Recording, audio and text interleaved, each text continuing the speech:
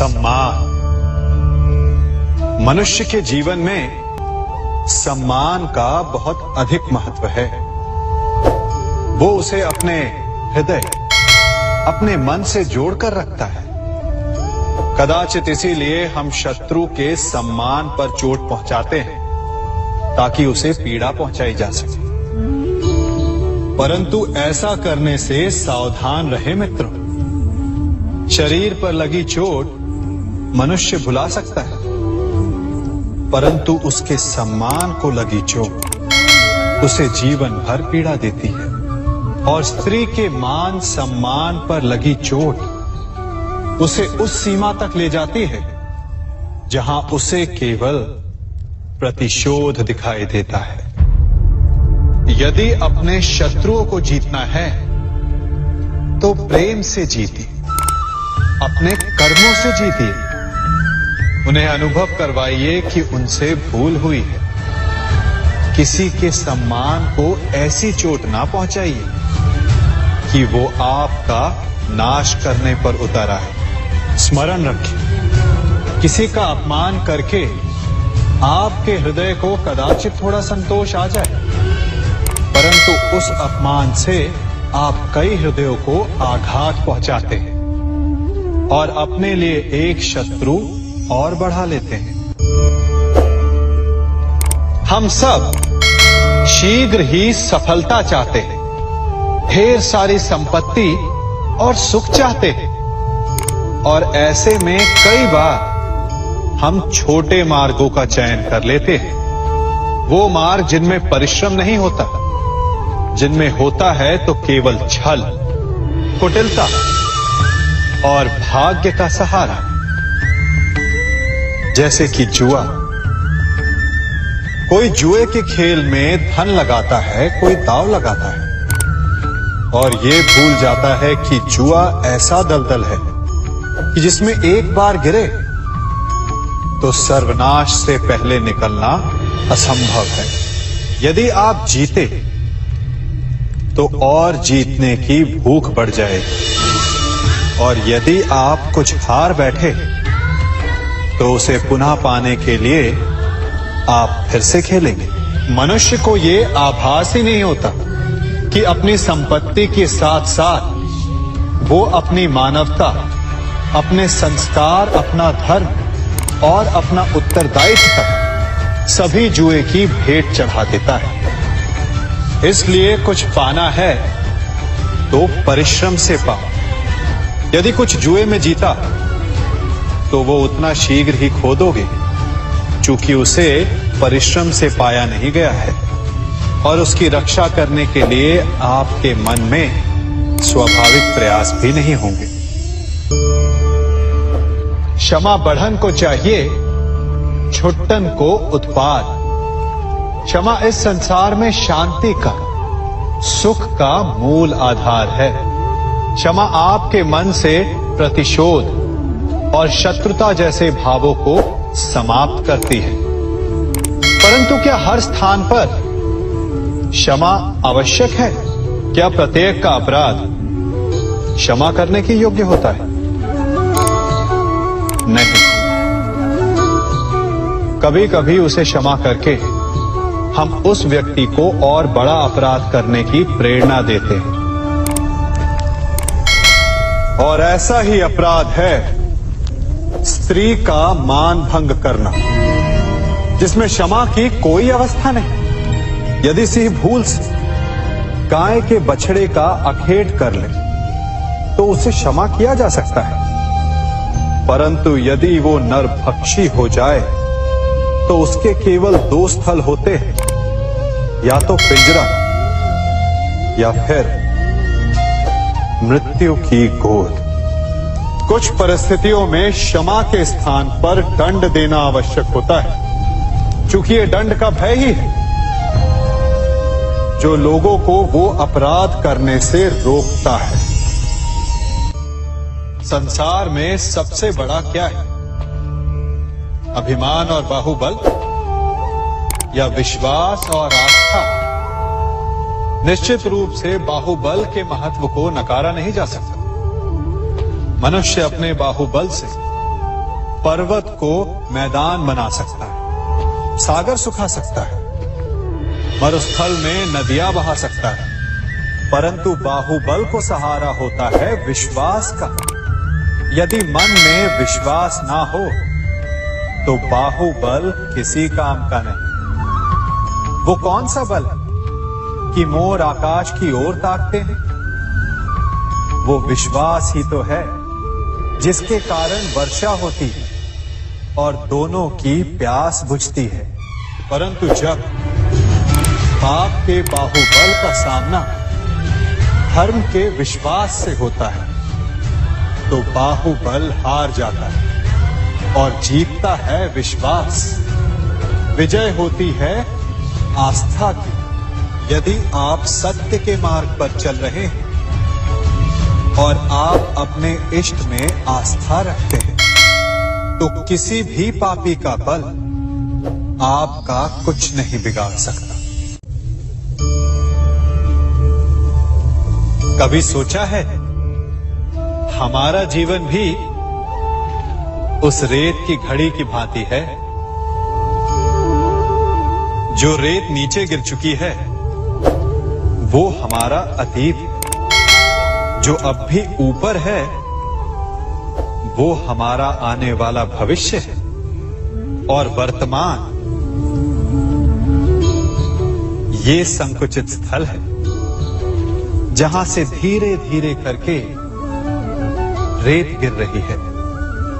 अर्थात हमारे पास जीने के लिए यही एक क्षण है। उसका उपयोग कैसे करना है ये हम पर निर्भर करता है। जो बीत गया उसका दुख मनाना है या जो भविष्य में होने वाला है उसकी प्रतीक्षा में क्रोध करना है। सब कुछ करने के लिए यही एक क्षण है। प्रसन्न रहना है तो उसके लिए भी यही एक पल है।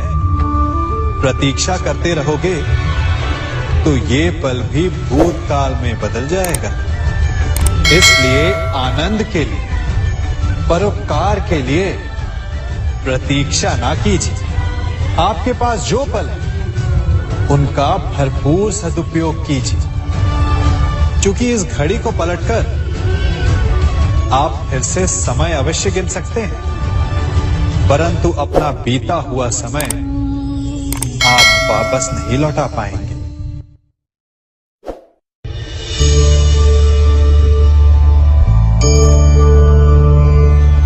मनुष्य के जीवन में संतान का बहुत महत्व है। उस संतान के लिए वो कितने कष्ट सहता है, उसे पालता है, पोसता है, और यदि यही संतान संताप का कारण बन जाए तो क्या ये उसका दोष है? अधिकतर ये दोष हमारे लालन पालन का होता है। बचपन में बालक के हठ को मानकर हमें आनंद की अनुभूति अवश्य होती है, परंतु धीरे धीरे अपने बालक के हठ को मानकर उसके हठ के दास हो जाते हैं। एक हठी उद्दंड और असंस्कारी संतान उस सूखे वृक्ष के समान होती है कि यदि जिसमें आग लग जाए तो वो सारे वन को भस्म कर डाले। और स्मरण रहे, जब उसमें अग्नि लगती है तो सबसे पहले वो स्वयं के घर को ही भस्म करती है। इसलिए जब आवश्यकता हो तो अपनी संतान के हठ का विरोध करें, उसे रोके, क्योंकि यदि समय रहते ऐसा ना किया गया तो भविष्य में इस समस्या के परिणाम गंभीर हो सकते हैं। प्रतिज्ञा, वचन, ये सब मनुष्य ने समाज को सही दिशा में रखने के लिए बनाए हैं। वो मनुष्य ही क्या जिसके जीवन में नियम ना हो, जिनका वो पालन ना करे, परंतु समय के साथ चलने के लिए नियमों को बदलना भी आवश्यक होता है, क्योंकि ये आज का समय ही तो है जो बीत जाने के पश्चात इतिहास बन जाएगा। यदि आवश्यकता पड़ने पर नियम और प्रतिज्ञा भंग ना की जाए, समय की मांग के अनुरूप अपनी प्रतिक्रिया ना बदली जाए, तो इतिहास हमें कभी क्षमा नहीं करेगा। आवश्यकता पड़ने पर आपकी तोड़ी हुई एक प्रतिज्ञा, एक बंधन कभी कभी पूरे मानव इतिहास को बड़े विनाश से बचा सकता है। इसलिए नियम, प्रतिज्ञा, वचन कुछ नहीं, कुछ है तो केवल समय, जिसके अनुरूप चलने वाला ही सफल हो सकता है। कभी किसी पक्षी को घोंसले की नींव बनाते देखा है? अथक परिश्रम करके तिनका तिनका बिटोर कर वो पक्षी अपना घोंसला बनाता है, अपनी संतान के लिए एक सुरक्षित घर बनाता है। और फिर कहीं से तीव्र आंधी आती है, भारी वर्षा होती है और उसका घोंसला तिनका तिनका करके बिखर जाता है। फिर वो पक्षी क्या करता है? वो रोता नहीं, ना ही विलाप करता है। वो बिना विलंब करे फिर से अपना घोंसला बनाना प्रारंभ कर देता है और सफलता पाता है। फिर हम क्यों छोटी छोटी असफलता से भयभीत होकर परिश्रम करना छोड़ देते हैं? एक बात सदा स्मरण रखिएगा, हर वृक्ष कुल्हाड़ी की एक मार से नीचे नहीं गिरता, हर चट्टान घन के एक प्रहार से नहीं टूटती। सफलता पाने के लिए अनावरत परिश्रम करना ही मात्र एक मार्ग है। स्वीकारण, सत्य का स्वीकारण मनुष्य के लिए बहुत ही महत्वपूर्ण है। जब तक मनुष्य सत्य को स्वीकार नहीं करता, उसे असत्य से लड़ने की शक्ति प्राप्त नहीं होती। जब आप भोजन करते हैं तो क्या होता है? आपका पेट स्वीकारता है कि वो भर चुका है और आप भोजन करना बंद कर देते हैं। जब आपको निद्रा आती है तो क्या होता है? आपका मन स्वीकारता है कि आपका शरीर थक चुका है और उसे विश्राम की आवश्यकता है। उसी प्रकार जब आपको किसी व्यसन को रोकना हो तो आपको स्वीकारना पड़ता है कि बहुत हो चुका, चाहे वो लालच हो या मदिरापान। उस व्यसन का त्यागना तभी प्रारंभ होता है जब आप ये स्वीकार कर लेते हैं कि आप उस व्यसन के बंधक। संसार का सबसे बड़ा पाप क्या है? असत्य बोलना, हत्या कर देना, चोरी करना या किसी का अपमान करना। संसार का सबसे बड़ा पाप है किसी निर्बल को सताना, और संसार का सबसे बड़ा दंड भी उस निर्बल के मुख से निकली हाय है। आप देख रहे हैं मैं क्या कर रहा हूं? मैं लौह पिघला रहा हूं और ये लौह पिघलता है इस चमड़ी की बनी धूनकी से निकली हवा से। तनिक सोचिए, एक मृत पशु की खाल से बनी धूनकी इतने कठोर लोहे को भस्म कर सकती। ठीक उसी प्रकार आप चाहे जितने भी शक्तिशाली क्यों ना हो, यदि आपने किसी निर्दोष, किसी निर्बल को सताया तो उसके मन से निकली हाय और उसका श्राप आपके जीवन को भस्म कर सकता है। स्वर्ण, सज्जन पुरुष और परोपकारी मनुष्यों की गति एक समान होती है।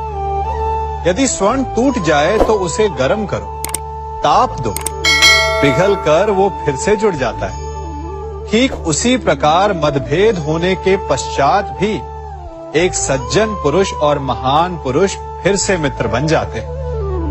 परंतु दुर्जन दुष्ट माटी से बने लोग उस पके हुए मटके के समान होते हैं कि जिनमें यदि एक बार दरार आ जाए तो वो स्वयं ही स्वयं का सर्वनाश कर लेते हैं। इसलिए मित्रता केवल सज्जनों से ही करें ताकि मतभेद ना हो। दुष्टों का समूह अपना नाश स्वयं ही कर लेता है।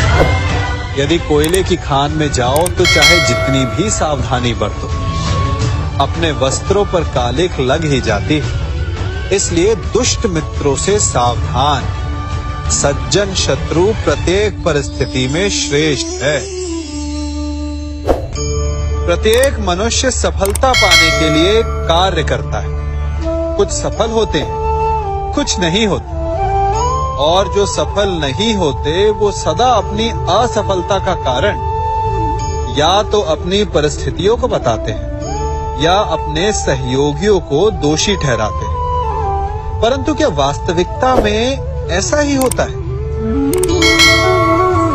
क्या कोई परिस्थिति या कोई व्यक्ति किसी की असफलता का कारण बन सकते हैं?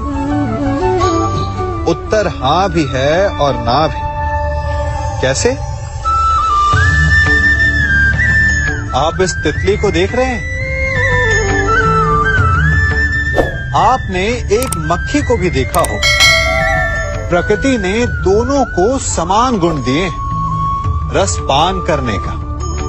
एक तितली फूलों पर जाकर उसका रस लेती और इस अवस्था में नए फूल खिलने की व्यवस्था भी करती है, और मक्खी घाव पर बैठती है, घाव को सड़ाती है और रोग भी फैलाती है। यदि इसमें किसी बात का अंतर है तो केवल सोच का। यदि आप उचित मार्ग चुनेंगे तो आपको सफलता मिलेगी, आप में उत्साह बढ़ेगा, और यदि आप अनुचित मार्ग चुनेंगे तो आपको असफलता मिलेगी, निराशा मिलेगी। अब उचित मार्ग चुनना है या अनुचित मार्ग, ये निर्णय तो आप पर निर्भर करता है। मनुष्य सदा भला बुरा, खरा खोटा, सत्य असत्य की बातें करता है। सत्य को अच्छा मानता है और असत्य को बुरा। परंतु क्या आपने कभी ये सोचा है कि प्रत्येक वस्तु, प्रत्येक भाव का एक महत्व होता है? दोनों ही एक दूसरे के पूरक होते हैं। यदि काला रंग नहीं होगा तो क्या श्वेत रंग की आभा का अनुभव होगा? यदि असत्य नहीं होगा तो क्या सत्य के महत्ता का ज्ञान होगा? यदि बुरा नहीं होगा तो क्या भले पर आपको विश्वास होगा? कुछ महत्वपूर्ण है तो दोनों के मध्य का संतुलन। बुरी से बुरी वस्तु, समय या भाव, कोई ना कोई स्वयं में शुभ छिपाए रखती है। कभी काले गरजते मेघों को देखा है? उसके किनारे भी एक स्वर्णिम आभा होती है। उसी प्रकार यदि आपके जीवन में बुरा समय आए तो आपको अपने सच्चे मित्रों की पहचान हो जाती है। तो बुरे समय में निराश ना हो, उसमें भी कुछ शुभ खोजने का प्रयास करें, और धीरे धीरे सब कुछ आपके जीवन में स्वतः शुभ हो जाएगा। संसार में सबसे महत्वपूर्ण क्या है? दृष्टि या दृष्टिकोण, समझ या सोच? सामान्यतः मनुष्य की दृष्टि और सोच में अधिकतर वो वस्तु, वो घटनाएं, वो भाव श्रेष्ठ हैं जो हमें आनंद दे, और जो हमें आनंद नहीं देते उन्हें हम दुखदाई मान लेते हैं। परंतु दृष्टिकोण और सोच को यदि एक भिन्न कोण से देखें तो परिस्थितियां भिन्न सिद्ध हो सकती हैं।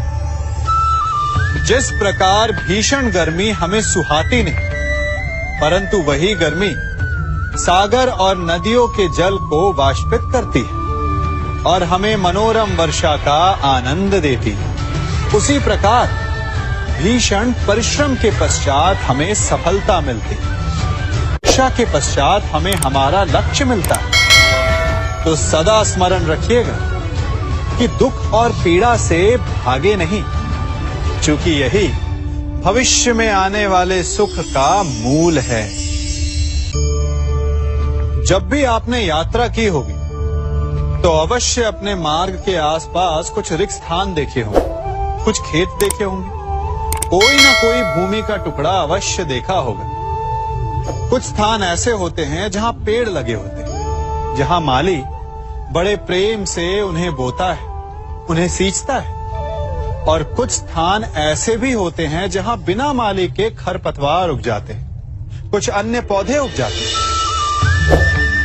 माली द्वारा उगाए वृक्ष हमें ठंडी छाया देते हैं, हमें फल देते हैं, ईंधन के लिए लकड़ियां देते हैं।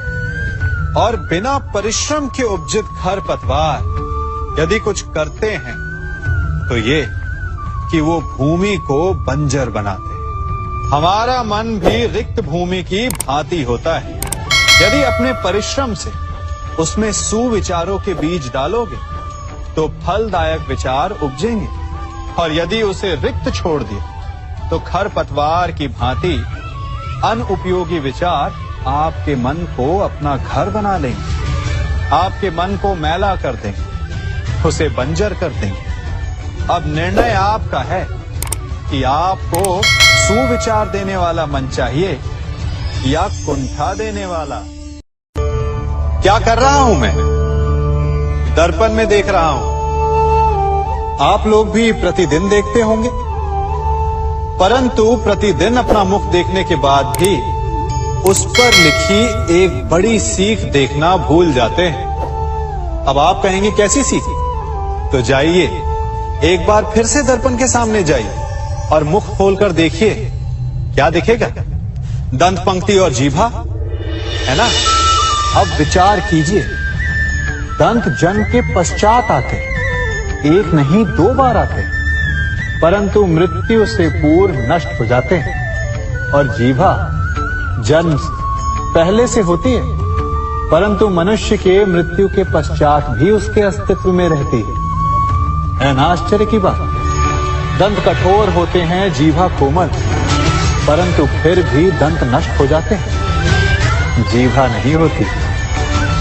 यही रहस्य है कि हठी और कठोर लोग शीघ्र नष्ट होते हैं और कोमल लचीले आवश्यकता के अनुसार स्वयं में परिवर्तन ला सकने में सक्षम लोगों का ही अस्तित्व रहता है। अर्थात परिस्थितियों के अनुसार स्वयं को लचीला बनाना सीखिए और आपका जीवन सरल हो जाएगा। संबंध एक सहारा होता है जीवन का, और संबंधी वो होते हैं जिनसे आवश्यकता पड़ने पर सहायता मांगी जा सके, जिन पर विश्वास किया जा सके कि बुरे समय में वो हमारे काम आएंगे। कभी ऐसा भी हुआ होगा कि आपके पास कोई सहायता मांगने आया, या ऐसा भी हो सकता है कि आप किसी के पास सहायता मांगने गए हैं। परंतु प्रश्न ये उठता है कि क्या केवल किसी के मंतव्य में उसकी सहायता इसीलिए कर देनी चाहिए क्योंकि वो आपका संबंधी है? अब आप कहेंगे कि ये कैसा प्रश्न हुआ?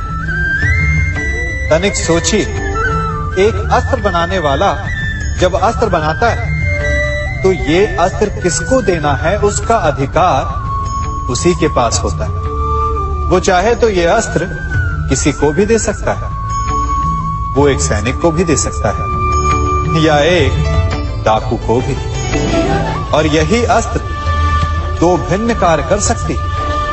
यदि डाकू के हाथों में आ गई तो उसका भय दिखाकर वो लोगों को लूटेगा, निरपराधों का रक्त बहाएगा।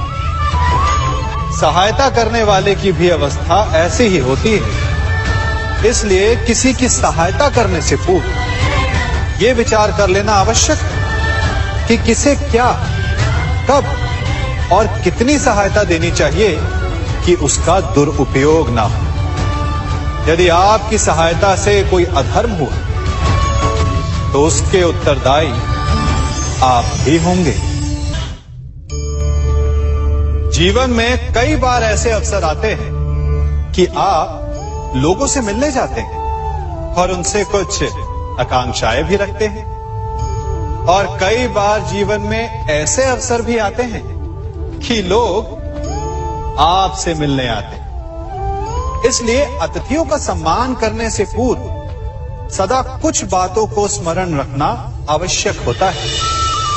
यदि कोई आपके पास मिलने आता है तो उसके 3 कारण हो सकते हैं। पहला कारण होता है भाव, दूसरा अभाव और तीसरा प्रभाव। तो जैसा अतिथि उसको वैसा ही सम्मान दे। यदि आपके पास कोई भाव से आए तो उसे केवल आपका प्रेम चाहिए, आपका सानिध्य चाहिए। और यदि कोई अभाव में आया तो उसकी उतनी सहायता अवश्य करें जितना आप करने में सक्षम हो, परंतु इतनी अधिक भी ना करें कि वो उस सहायता का दुरुपयोग कर बैठे। और यदि कोई प्रभाव में आया तो स्वयं पर अभिमान ना करें, क्योंकि कभी ना कभी जीवन में आप भी भाव, अभाव और प्रभाव के चक्रव्यूह में फंस सकते हैं।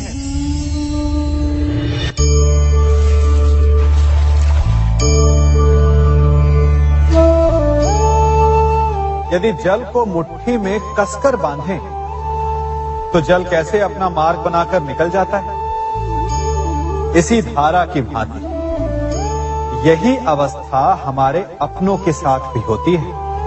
अधिकतर हम जिनसे प्रेम करते हैं, हम सदा उन्हें अपने समीप रखना चाहते हैं, स्वयं से दूर नहीं होने देना चाहते।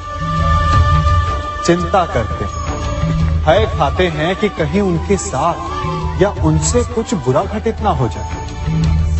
और ऐसे में हमारे अपने ही हमसे दूर हो जाते हैं, ठीक मुट्ठी में बंधे जल की भांति। इसलिए जिनसे आप प्रेम करते हैं उन्हें स्वतंत्र कर दीजिए, उनकी सोच को स्वतंत्र बनने दीजिए, उन्हें अपने मार्ग स्वयं ढूंढने दीजिए, क्योंकि आप सदा उनके साथ उन्हें मार्ग दिखाने के लिए नहीं रहने वाले। इसलिए अपनों के साथ अवश्य रहें, परंतु उन्हें बांधे नहीं। जन्म के पश्चात बालक जब पहली बार अपने नेत्र खोलता है तो उसका मन उत्सुकता से भरा होता है कि ये संसार क्या है, उसे क्या दिख रहा है। ये उसके जीवन का नया आरंभ होता है। परंतु जैसे हम धीरे धीरे बड़े होने लगते हैं, अनुभव अर्जित करते हैं, हमारे मन की उत्सुकता, हमारे जीवन का चाव होने लगता है। तनिक सोचिए, जब हम सुबह सोकर जगते हैं, अपनी आंखें खोलते हैं, तो उसे ही हम अपने जीवन का प्रारंभ समझ ले तो सुबह से लेकर संध्या तक के समय को ही अपने जीवन जीने का समय समझ ले तो कितनी स्फूर्ति आ जाएगी। आप कितने काम कर पाएंगे, कितने लक्ष्य अर्जित कर पाएंगे। फलों से मिलकर घड़ी बनती, घड़ी से मिलकर प्रहर, प्रहर से मिलकर दिन बनते हैं और दिनों से माह और वर्ष। यदि आप अपना हर पल, हर प्रहर विश्वास से जिए, हर दिन उत्साह से जिए, तो आपका संपूर्ण जीवन सार्थक हो सकता है।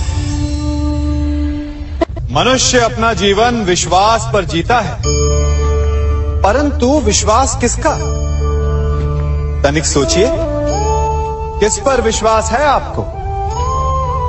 महापुरुषों की कही बातों पर, ग्रंथों में लिखे ज्ञान पर, माता पिता की सीख पर, या मित्रों के दिए गए निर्देशों पर, या फिर मेरी कही बातों पर? ये सब विश्वास अपूर्ण है जब तक आपको स्वयं पर विश्वास ना हो। यदि विश्वास करना है तो पहले अविश्वास करने के विज्ञान को भी सीखना चाहिए। आप किसी की बातों पर विश्वास न करें, आप अपने मन से पूछें, अपनी अंतर आत्मा से प्रश्न करें, और जो उत्तर मिलेगा वही सबसे उचित होगा। जब आप अपने मन, अपनी अंतरात्मा पर विश्वास करना सीख जाएंगे तो नीति, ज्ञान सब आपके भीतर से स्वतः उमड़ेगा। और यदि आप स्वयं पर ही विश्वास ना कर पाए तो धर्म ग्रंथों में लिखे श्लोक, महापुरुषों की वाणी माता पिता की सीख या मित्रों का निर्देश कोई भी लाभ नहीं दे पाएगा। एक पिता होने के नाते आप अपनी संतान के लिए क्या करते हैं? उसके लिए बहुत सारी सुविधाएं जुटाते, बहुत सारा धन कमाते है ना? और क्या आपको ऐसा लगता है कि यही उचित है आपकी संतान के लिए? इस पंछी को देख रहे हैं, ये भी संतान को जन्म देता है, उन्हें पालता है, पोसता है, उड़ना सिखाता है और भोजन का प्रबंध भी करना सिखाता है। परंतु उनके बड़े हो जाने के बाद उनके लिए अलग से घोंसला नहीं बनाता। क्यों? क्योंकि यदि इसने संतान को सब कुछ करके दे दिया तो संतान क्या करेगी? वो अपनी संतान को तब तक भोजन कराता है जब तक उसकी संतान स्वयं भोजन का प्रबंध करने में सक्षम नहीं हो जाता। और उसका लाभ ये मिलता है कि उसी की भांति उसकी संतान आत्मनिर्भर बनती है। इसलिए अपनी संतान को उतनी ही सुविधाएं दें जितनी आवश्यक है। मोह को त्यागें। आपका उनसे मोह उन्हें कभी आत्मनिर्भर नहीं बनने देगा। अपनी संतान को कर्म करना सिखाइए। यदि आपकी संतान कर्म करना सीख गई तो वो धन स्वयं कमा लेगी, और यदि वो आलसी अकर्मण्य बन बैठे तो आपके संचित धन का भी नाश कर देगी।